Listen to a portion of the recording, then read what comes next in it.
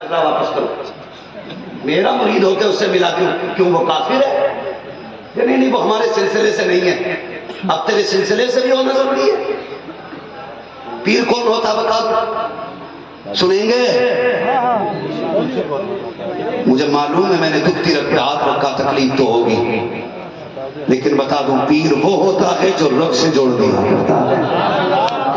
تاریخ میں ایک بہت بڑا نام ہے شاید بہاؤالدین بخاری رحمۃ اللہ تعالیٰ. سبحان اللہ. بہت بڑا نام، بہت بڑے پائے کے بزرگ ہیں. یہ ایک شہر سے گزر کے جا رہے تھے، شہر کے پاس جنگل جنگل.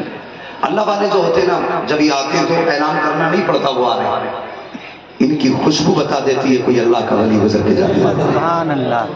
ان کی خوشبو بتا دیتی ہے اور لوگوں کے دلوں میں آٹومیٹکلی یہ ان کی محبت پیدا ہو جاتی ہے. سنیں ہے نا جلسہ کمیٹی والے لوگ بیٹھے یہاں پہ ہیں، کدھر ہیں؟ کیا ہو آپ اکیلے ہی ہیں کیا؟ نہیں ہے اور لوگ ہیں. اللہ آپ کو سلامت رکھے، سچے دل کے ساتھ ولیوں کی خدمت کریں، خادم بن کے رہنا، مزار والوں کے آقا نہ بننا. ہوتا کیا برا نہ مانیے، یہ کبھی کبھی چائے سے زیادہ کیتلی گرم ہو جاتی ہے. کوئی مزار میں آیا کونی ماری جاتی ہے، آج پیچھے مولوی ہے، حافظ ہے، عالم ہے، صوفی ہے، ایک طرف سے سب کو کونی مار رہے.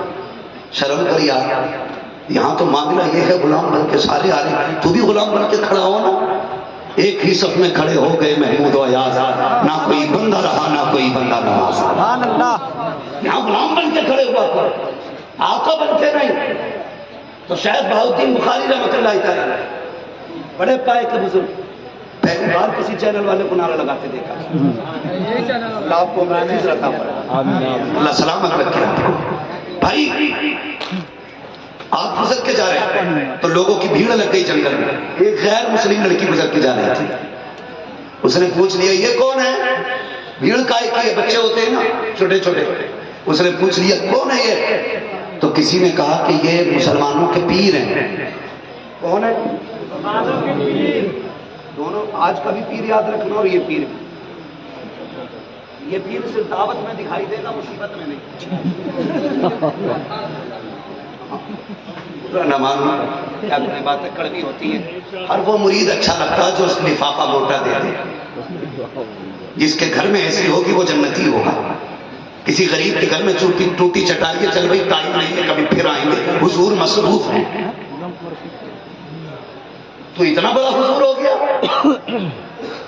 کہ تیرے پاس غریب سے ملنے کا وقت نہیں، مصروف ہے تو کسی سے مت مل. امیروں کو کیوں نواز رہا ہے؟ سب سے بڑے پیر کو محمد الرسول اللہ کہا جاتا ہے. سبحان اللہ.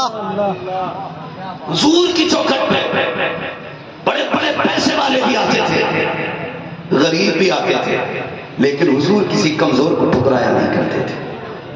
حضور نے کبھی کسی کمزور کو ٹھکرایا نہیں، ہر شخص کی دل جوئی میرے محبوب کرتے تھے. تو دیکھیں شاہ بہاؤالدین بخاری رحمۃ اللہ تعالیٰ علیہ. بچی نے کہا یہ پیر کون ہوتے ہیں؟ یہ پیر کون ہوتے ہیں؟ سوال بڑا تھا. تو کہا چاہیے انہی سے پوچھ لو جو بیٹھے. بچی لوگوں کو ہٹاتے بچاتے ہٹاتے بچاتے پہنچ گئی حضرت تک. کہنے لگی بابا آپ پیر ہو؟ اللہ والوں کے لہجے دیکھے. بابا پیر ہو؟ ہاں بیٹی میں پیر ہوں. بابا یہ پیر کون ہوتا ہے؟ آپ نے فرمایا بیٹی تو کون ہے؟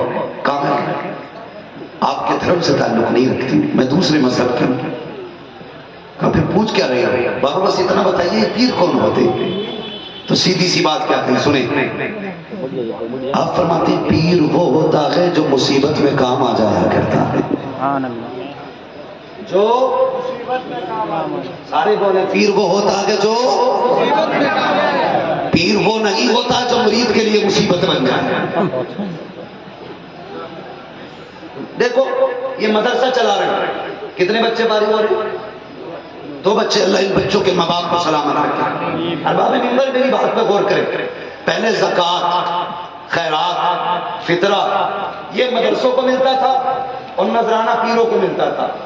اب تو زکوٰۃ خیرات، فطرہ، صدقہ، نذرانہ، ماہانہ، سالانہ سارے پیر لے جاتے ہیں۔ اور یہ مدرسے والے 10 روپے کی رسید لیے گھومتے غریب۔ کہتا بڑا کام کر رہے ہیں کہ ان کا فارچونر میں گھوم رہا، جس نے سال میں 30 حافظ قرآن بنائے اسے سائیکل نصیب نہیں، اور دین کا کام فارچونر والے کر رہے ہیں، مرسیڈیز والے کر رہے ہیں۔ کم سے کم خدا را یہ زکات خیرات کو چھوڑ دو۔ یہ مدرسے والے، غلط بات نہیں، سچی بات ہے، کتنے مدرسے ایسے ہیں جن کی ابھی تک مدرسوں کی تنخواہ 3 سالوں کی ادھار ہے۔ انہوں نے بچے قرضوں سے پالے لیکن دین سکھانا نہیں چھوڑا۔ 1 گھنٹے کے لیے پیر کے کمرے کا اے سی بند کر کے دیکھا، اتنا مارے گا بھوت اتار دے اور 2 منٹ میں جہنمی بنا کے جائے گا۔ بے شک 2 منٹ میں۔ حدیث معلوم نہیں، حضرت لیٹے، اے سی بند کیسے ہو گیا؟ اسے 5 منٹ کی گرمی برداشت نہیں، مگر پوچھ ان قرآن والوں سے، گرمی لگتی رہتی ہے، قرآن پڑھایا جاتا ہے، سردی میں ٹھٹرتے رہتے ہیں، قرآن پڑھاتے رہتے ہیں، سب کے لیے گرم پانی ہے، ان قرآن والوں کے لیے ٹھنڈا پانی سردی میں، سب اے سی فریج کا انتظام کرتے ہیں گرمیوں میں، یہ گرم پانی پیتے ہیں۔ پھر اللہ نے کتنی عزتیں بخشی ہے، یہ پیر کے لیے نہیں کہا گیا، وزیر کے لیے نہیں کہا گیا، فرمایا اگر قرآن والا قبرستان سے گزر جائے اللہ اس کے قدم کی برکت سے 40 دن قبرستان کا عذاب ہٹا دیا۔ سبحان اللہ۔ انہیں تم عزت دو نہ دو، خدا عزت دے رہا ہے، خدا عزت دے رہا ہے۔ مگر مدرسے والوں، یہ خرافات ساری تم نے پھیلوائی، مریدوں کی خوشامد کے چکر میں تباہ کر دیا، ایسے ایسے پیر لا کے ڈالے بیچ میں۔ 10 منٹ بولے گا، 1 بار نہیں کہہ سکتا مدرسے کے خیال رکھیے گا، یہ کہے گا خانقاہ کا کمرہ بنیا ہے، اس کا روشن دان تیری طرف سے لگنا ہے، اس کی ونڈو آپ کی طرف سے لگنی ہے۔ کبھی یہ بھی کہہ دیا کر یہ قرآن والے ہیں، گرمی میں گرم پانی پیتے ہیں، اللہ توفیق دے حضور کی رضا کے لیے ایک کولر کا انتظام کر دے، ایک فریج کا انتظام کر دے، کہہ کے دیکھ اگر پیر اس طرف آ جائیں نا، لوگوں کی ترغیب دین کی طرف دلائیں، خدا کی قسم کوئی مدرسہ 10 روپے کی رسید کا محتاج نہیں رہے۔ تو پیر وہ ہوتا ہے جو مصیبت سے بچائے، یاد ہے بات کے نہیں، جو مصیبت میں کام آئے، وہ نہیں ہوتا جو مصیبت بن جائے۔ ٹھیک ہے جی؟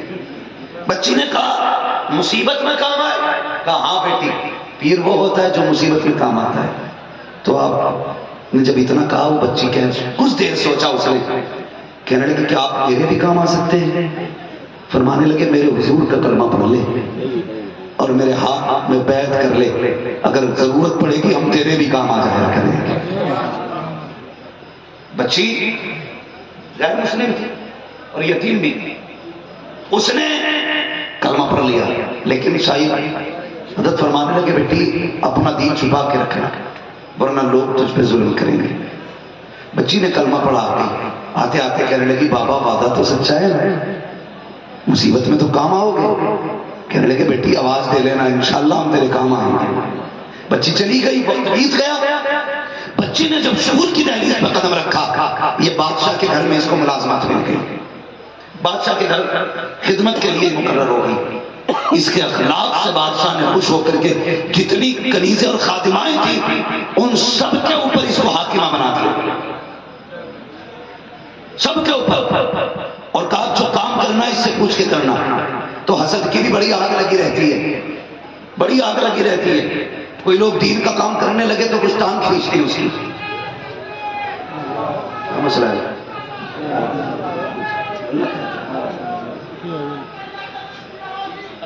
زندہ باد۔ ادب سے سارے لوگ کھڑے ہو جائیے گا، سید زادے کی آمد ہو، تو ہے نور تیرا نور کا ماشاءاللہ سے یہ سب قبلہ کی آمد ہو چکی ہے. اللہ تعالیٰ حضرت کے قدم ناز کی برکات سے ہم سب کو مالا مال فرمائے. ٹھیک ہے جی. کسی نے امام شافعی رحمۃ اللہ تعالیٰ علیہ سے کہا تھا حضور بتائیے سید کون ہوتا ہے؟ آپ نے فرمایا تھا بس اتنا سمجھ لو اگر ہم ان پہ درود نہ پڑھیں تو ہماری نماز مکمل نہیں ہوتی ہے. اب آپ سمجھ سکتے ہیں حضور کی نسل کی اپنی شان کیا ہے. توجہ ہے آپ کی؟ تو یہ بادشاہ کے گھر میں اس کو ملازمت ملی اور یہ جا کے وہاں پر کام کرنے لگے. تو حسد ہو گیا عورتوں کو.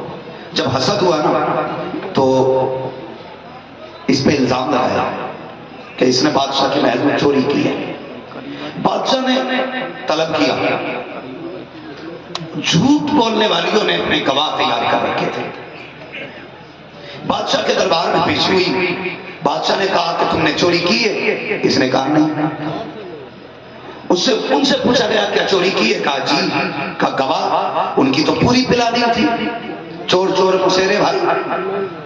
سمری کہا ہاں ہاں اسی نے ہار چرایا ہے, اسی نے چوری کی ہے. بادشاہ نے کہا کہ تیرے پاس کوئی صفائی دینے کے لیے کچھ ہے؟ بچی رونے لگی, دل میں سوچنے لگی میری صفائی میری گواہی میرے رب کے سوا کون دے سکتا ہے.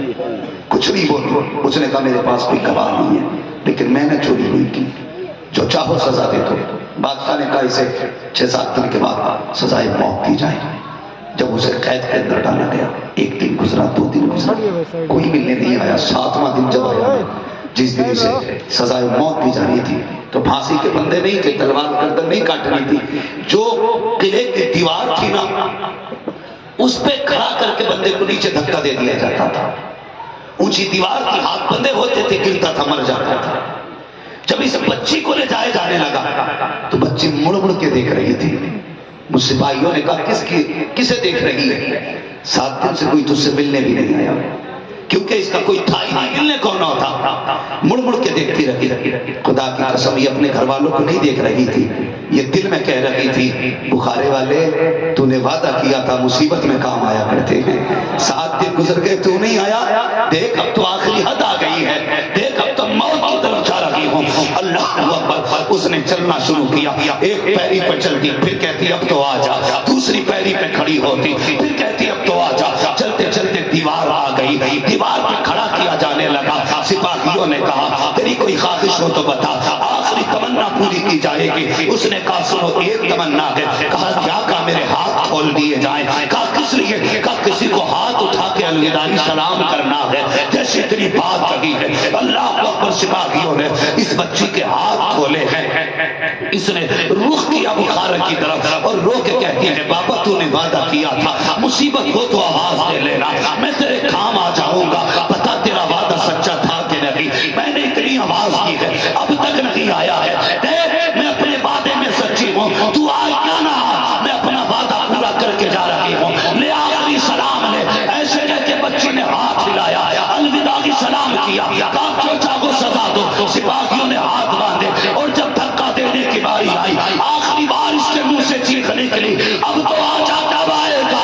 یہ کہہ کے بچی نیچے گرنا شروع کرتی ہے. تاریخ گواہ ہے, یہ کہتی جب گری میری آنکھیں بند ہو گئی, مجھے پتا نہ اب کیا ہونے والا ہے. کہا جب نیچے پہنچی تو چوٹ نہیں لگی بلکہ مجھے ایسا لگا کسی نے آ کے اپنی آغوش میں تھام لیا ہے, کسی نے گود میں لے لیا ہے. کہا جب آنکھ کھول کے دیکھا وہ کوئی اور نہیں بخارے والا بابا تھا. میں نے کہا بتا تم کب آئے؟ انہوں نے کہا تھا چوس چبارہ آم کی منس بخارا آمدم. جب تو چبارے سے چلی تھی میں بخارے سے چل گیا.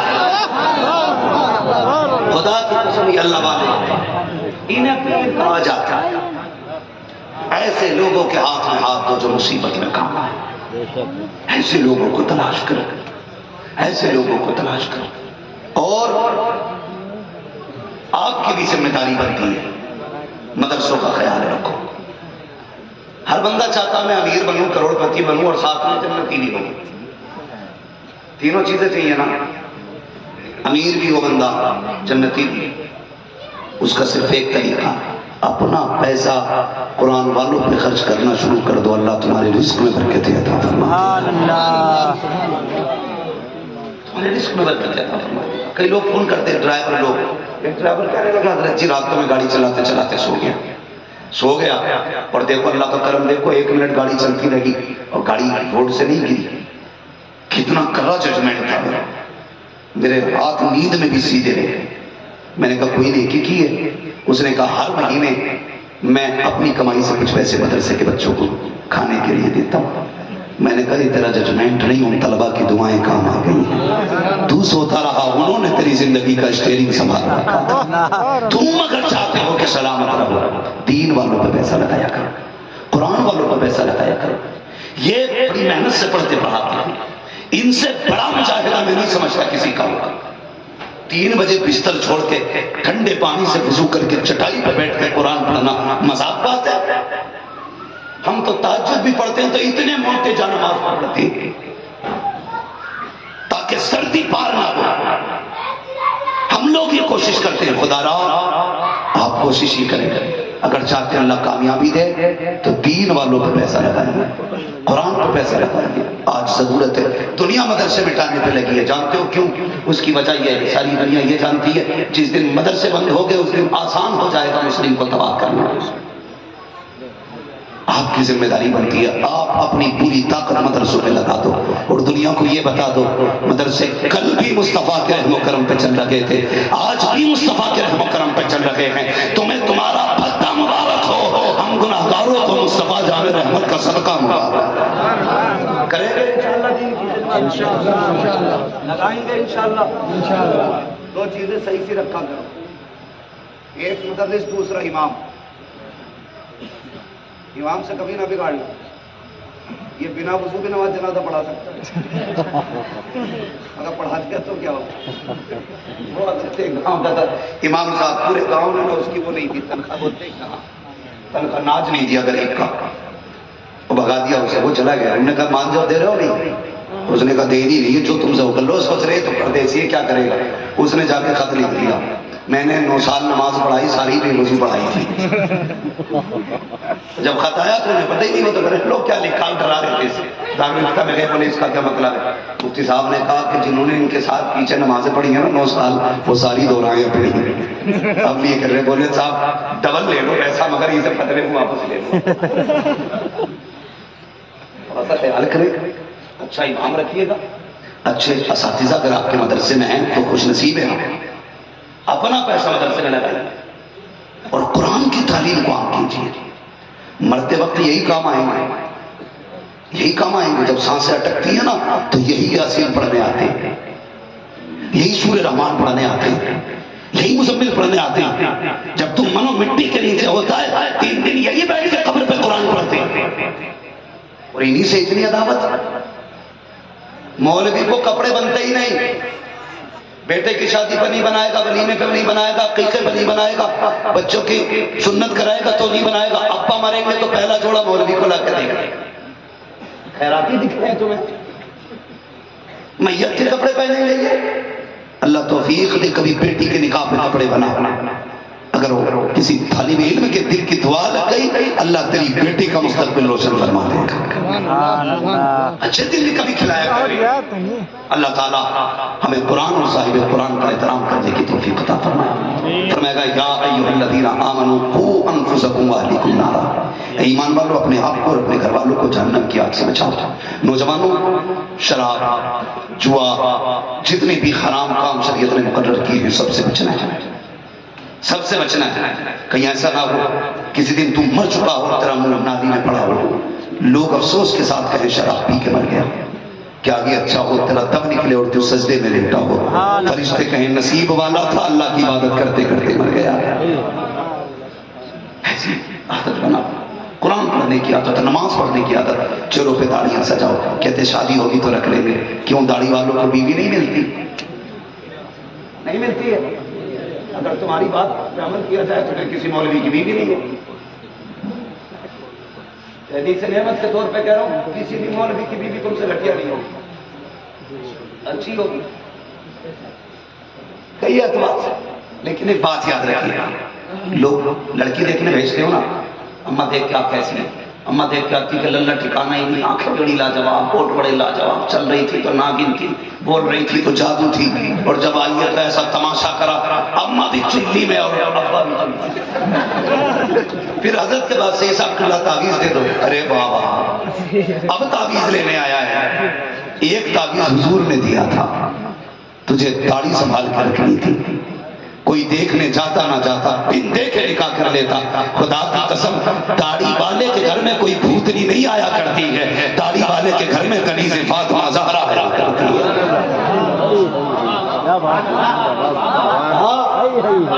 داڑھی والے کے گھر میں